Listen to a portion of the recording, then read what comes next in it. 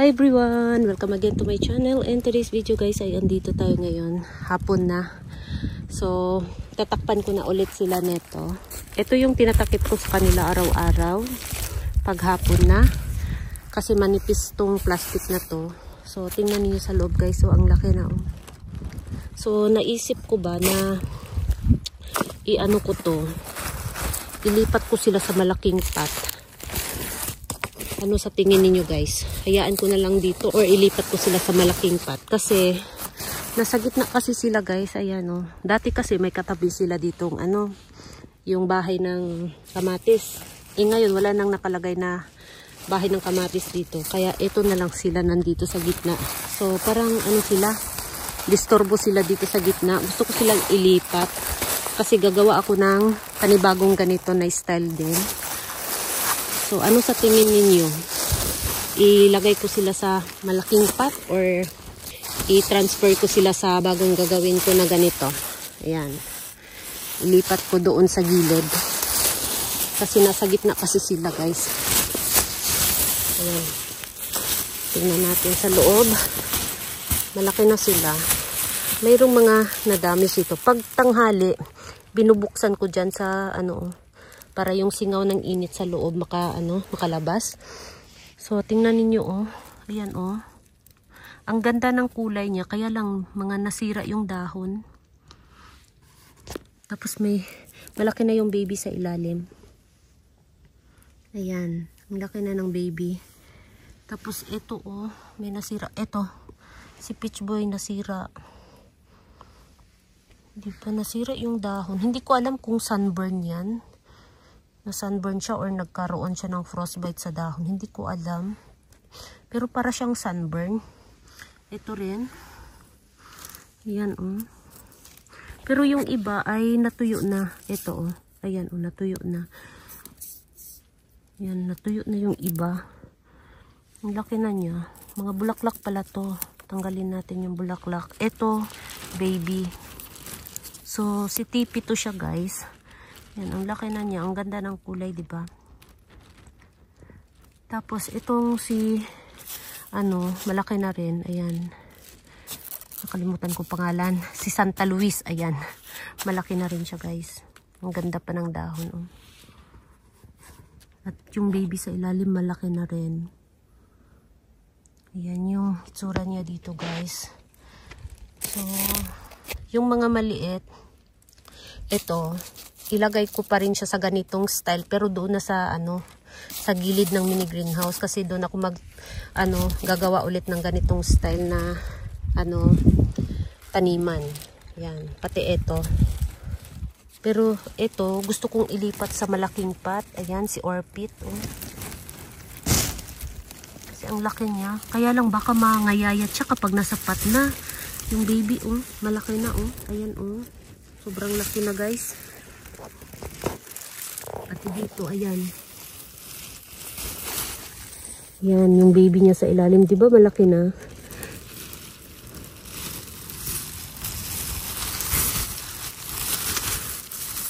Tapos, itong ano ko dito. Ito. Napaka-compact ng kanyang dahon. Si Maroon Hill. Napaka-bilog. Ito rin, oh. Compact na compact yung dahon niya. Ito, malaki na yung mga baby sa ilalim. Ayan. Dalawa yung baby niya. Isa lang. Isa. Hindi ko alam sa kabila kung meron din dito sa kabila. Hindi ko makita. Parang meron. Isa dito sa kabila. Isa dito. Ayan.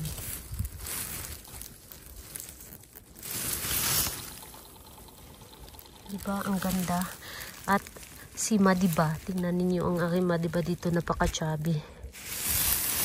Napaka-chubby niya guys. Ang bilis niyang lumaki. Ibang-iba yung pagkalaki niya dito kaysa yung nasa pot. Yung dahon niya is parang napaka-fresh ng dahon niya. Maano mo talaga na medyo pa siya. Medyo bata pa. Ayun. Kaysa matured. Iba kasi yung hitsura ng matured na Madiba na parang matigas na yung dahon niya and then medyo makapal yung dito. Yung balat. Medyo makapal siya. Ito. Parang fresh pa yung balat niya guys. Siguro dahil siya dito, parang nababanat yung niya, dahon niya. Palaki siya ng palaki. Ayun. Tapos, ito naman si Elaine. Ayan, oh, napaka-chubby at napakaganda ng dahon. Perfect na perfect, guys. Pero wala pa siyang baby sa ilalim. Ayan, wala pa siyang baby. Magtanggal kaya tayo ng dahon. Tingnan natin. Tanggal tayo. Gawin natin propagation. Ayan. Para magkaroon siya ng stem. Baka magkaroon din siya ng baby. Kapag meron na siyang stem, diba? Yan, tingnan natin. Para balance ang bilog ng dahon niya. Yan, paikot yung tanggalin natin na dahon. Ayan, mayroon tayong 6 na natanggal na dahon. Ayan. So, tingnan natin kung magkaroon ba siya ng mga baby dyan sa stem. Yan. Tapos ito, oh, medyo malaki na siya, guys. Yung ating Red King Ebony dito, malaki na. Mahaba yung niya, dahon. Ito, oh, may siya, palabas na bulaklak dito banda. Yung aking Ebony. Tsaka si Silhouette. Ayan, napakalaki na niya, guys. Ayan, oh. Diba? Sobrang laki niya. At napakatigas ng dahon. Pink na pink. Ang ganda ng kulay ni Silhouette.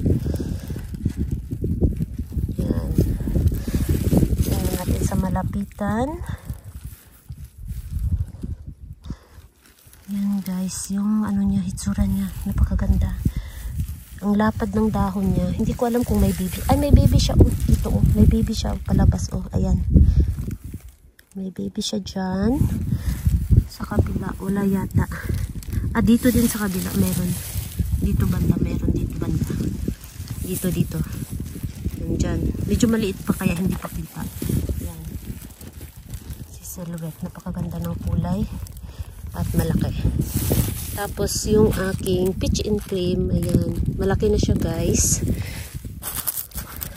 at napakaraming crunchy na dahon sa ilalim, pero hayaan muna natin yung mga dahon na crunchy dyan sa ilalim para mayroon siyang kumot. Ayan, ang laki na niyo. So pinag-isipan ko talaga lately, kapag binubuksan ko to sila sa umaga, ay gusto ko silang ilipat sa pot na malaki. Kaya lang baka naman sila, lumiit naman sila kapag nasa pot na sila.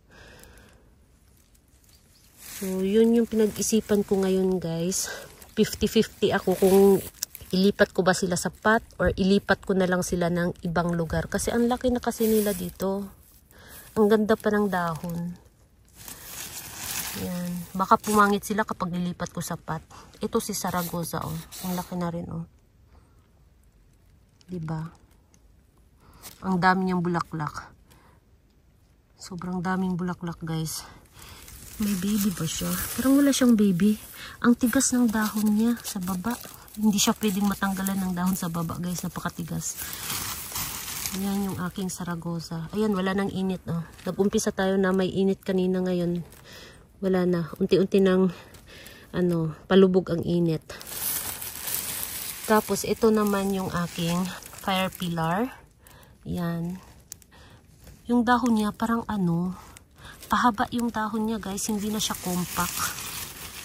Yung dahon, di ba? Ito yung dating dahon niya. Ito. Naipit na. Maganda sila ipaghiwalay. Para hindi na tumabingi. Kasi ito, tingnan niyo. Tumabingi na siya. Yung bagong dahon ni fire pillar ay mahaba. Ito talaga si Peach Boy. Nasira yung niya, dahon. Sayang. Pero okay lang yan. At katulad nito, ayan. Unti-unting nagpapalit ng bagong dahon, diba? Ayan. Tapos yung mga dinagdag ko dito, ito, nasira nung summer. Nakalbo to nung summer kasi kinain ng uod. Ito na, mayroon na siyang sa stem, bagong baby, 2. Ayan. Tapos ito si apus. Nilagay ko si apus dito. Tapos ito ay si Mibina. Ayan. Tapos yung nilagay ko dito rin na ano, medyo umukay na siya guys. Baka may ugat na siya. May ugat na siya. Matigas na yung ano niya. Hindi na siya basta-basta nagagalaw. Yan. So ito si Elaine ay i-propagate natin yung dahon niya. So punta tayo sa mini greenhouse ko. Let's go. Bitbitin natin to dahon ni Elaine. Ayan. So magsasara na ako ngayon ng mini greenhouse ko. Kasi hapon na rin. At dito natin isingit. Hindi ko pa natanggalan ng dahon si ano. Sino ba to? Yung pinakita ko sa inyo. Ito. Hindi ko pa natanggalan ng ano. Ayan. Hindi ko pa siya natanggalan ng dahon. Tapos kanina ay gumawa ako nito. Ayan. Ginawa ko siya kanina. Ayan. Ito yung hitsura niya dati. Ayan. At ito na siya ngayon. So, ang binalik ko lang dito ay ito sila. Itong dalawa. Binalik ko. Tapos, naglagay ako ng mga bago. Ayan. Itong pula dito ay si Robra. Tapos, si Nixana. Robra ulit. Tapos, si Marco. Si Revolution. At naglagay ako ng Burro's Tail. Tapos, yung nabili kong eto, sedum, siningit ko. So, yung mga sedum, kahit konti lang, mabilis naman siyang dumami kapag growing season. Yan.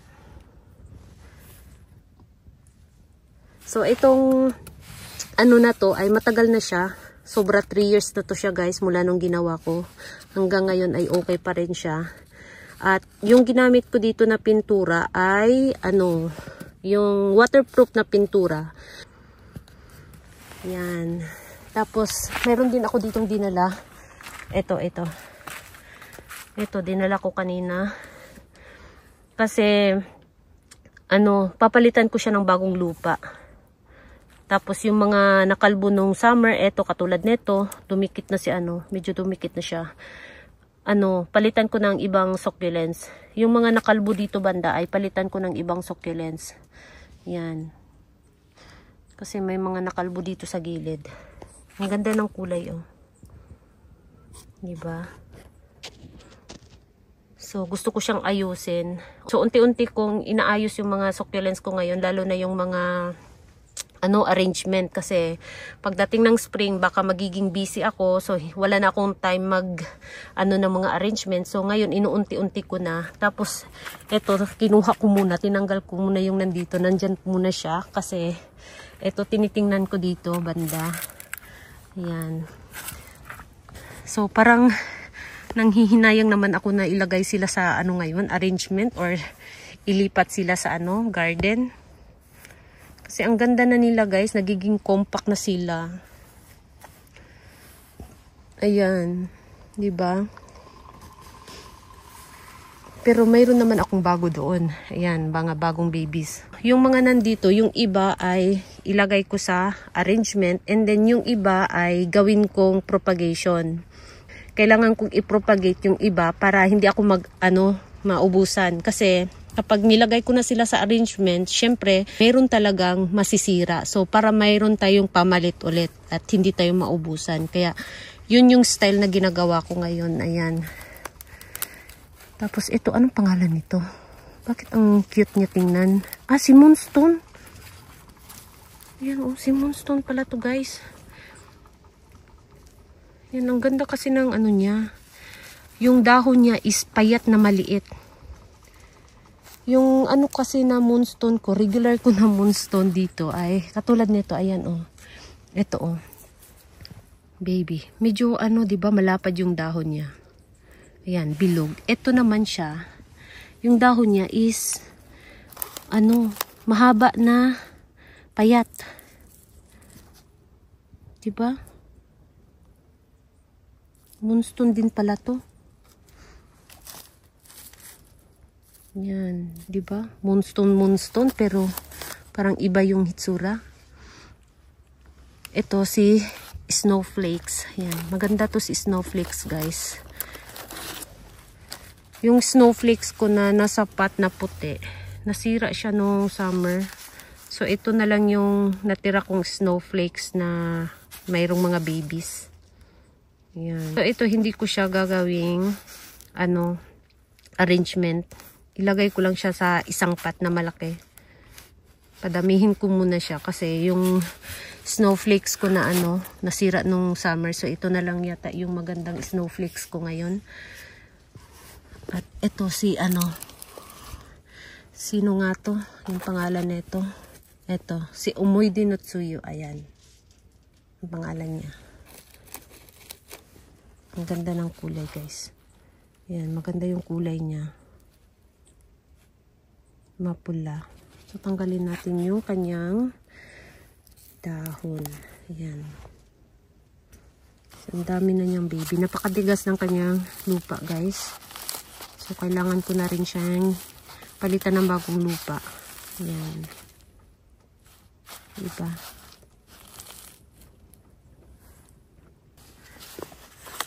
Tapos ito, mga to siya.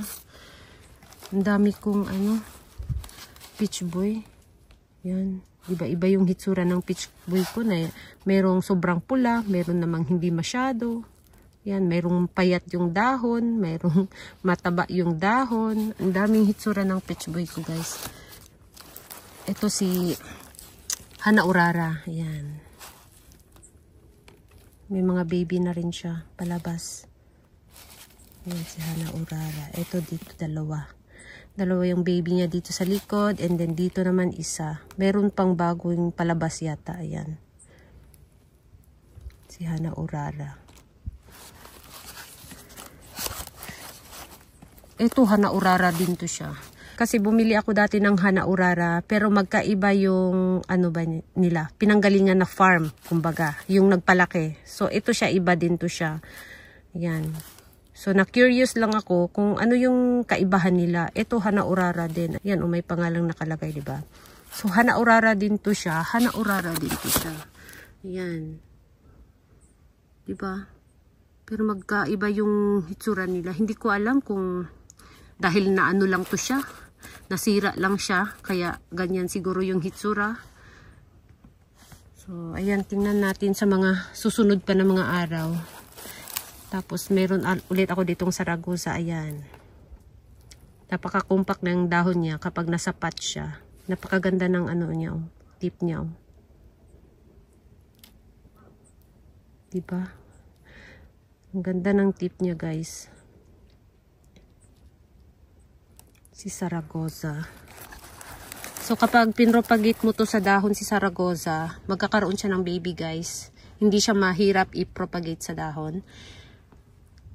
At ito naman si Tipi. Ayan, mga Tipi. Ayan. So, medyo marami-rami na akong Tipi. Ito naman si Hyalina Hybrid. Ito, magtabi ako neto. Si Hyalina Hybrid. Kasi ito pa lang yung ko. Wala pa akong naitanim na Hyalina Hybrid doon. Doon banda ay yan. Mga collection ko na. Tapos itong mga nandito sa mga maliit na pot, yung iba ay gawin kong collection. At yung iba naman ay ilagay ko sa sa mga arrangement. Ayun. Tapos ilagay sa garden. Ito si Green Emerald. Maganda to siya, guys, kapag magiging glass. Ang ganda nito. Ito na lang yung natira na Green Emerald ko. Yan, dati napakalas ng Green Emerald ko. So, gusto kong gumawa ulit ng napakalas na Green Emerald. Yan. Tapos, ito naman si Nana Hukubini. Yan yung aking Nana Hukubini. Ito, ang dami niyang baby. Baby or mga bulaklak. Diba? Parang ang sikip-sikip na niya. Ito, paikot. Paikot yung baby niya. Yan, paikot. Ito, bago lang. Naipit pa. Yan, bago-bago lang. Tapos, itong nasa gitnang rosette, parang hindi yata kita. ano siya, bulaklak. Tapos meron na naman siya dito. Yan, si Bloody Maria. Ang sipag niyang mag-anak. Ang bilis-bilis mag-anak nito.